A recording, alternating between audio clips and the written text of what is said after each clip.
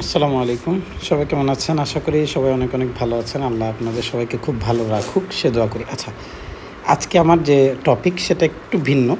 এখানে আমি সব ডিলিট করে দিয়ে কিছু রাখবো না।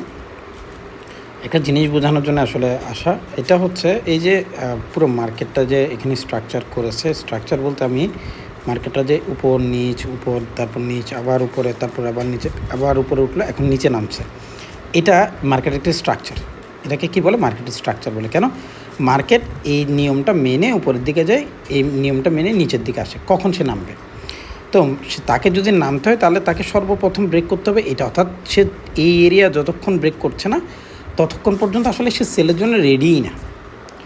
এখন দেখেন, আপনি বলতে পারেন তাহলে তো ভাই এখান থেকে যে পড়তেছে এটা কি? এটা রিট্রেসমেন্ট বলে এটাকে রিট্রেসমেন্ট বলে না। কিন্তু সে সেলের অর্ডার ক্রিয়েট করবে যখন এটাকে সে ব্রেক করবে, অর্থাৎ সে সেলের জন্য যাবে।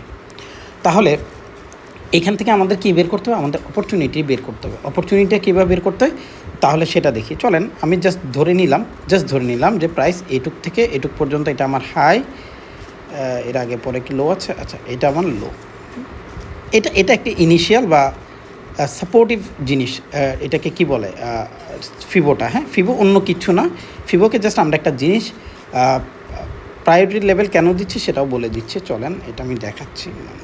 এগুলো অফ করে দেবো, এগুলো রাখবো না। এগুলো আসলে আমাদের কোনো কাজের না, তাড়াহুড়া করলে যা হয়।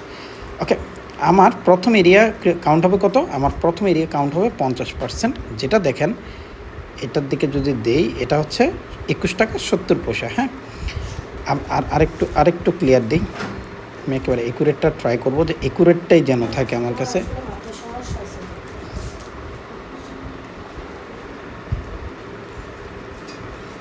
হ্যাঁ, 21 টাকা 70 পয়সা। ওকে, এটা দেখে রাখেন। আমি আপনাদের জন্য পুরো জায়গাটা এবার ক্লিয়ার করে ফেলবো। আবার ক্লিয়ার করলাম। চলেন, 21 টাকা 70 পয়সায় 21 টাকা 70 পয়সা 21 টাকা 70 পয়সা 60 পয়সা 70 পয়সা। এই দেখেন, এটা আসলে আমাদের এই যে হাইটা দেখতে পাচ্ছি, এই যে ক্যান্ডেলের হাই। হ্যাঁ, এই দেখেন এরিয়া কীভাবে নির্বাচন হয় এবং এইটা ফিবোর সাথে কত সুন্দরভাবে অ্যাডজাস্টেবল। এখন আপনি বলতে পারেন তাহলে কি ভাই 21 টাকা 70 পয়সা আমরা বাই করবো? না, ব্যাপারটা সেটা না।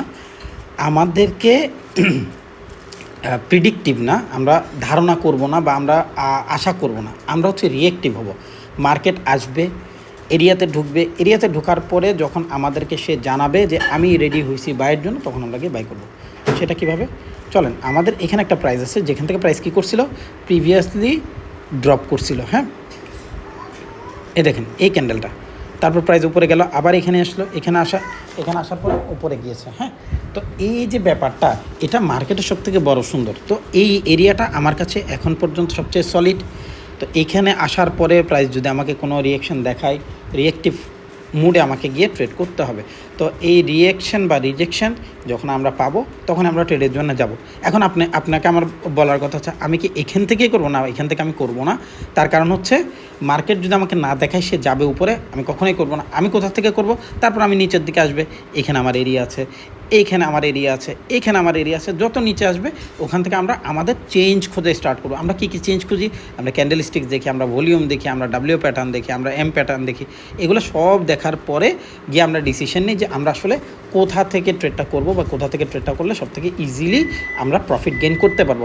আমরা রিসেন্টলি নাহি ক্যাপ দিয়েছিলাম, আমাদের অ্যাডভেন্ট ফার্মা দিয়েছি, অনেক এরকম অনেক ভিডিওস আছে আমরা দিয়ে গেছি। ঠিক আছে, যেগুলো আপনারা দেখতে পারেন চাইলে। এখানে আপনার জন্য এটা একটা অপশন। এখানে এটা আমি জাস্ট ছোটো করে বুঝালাম।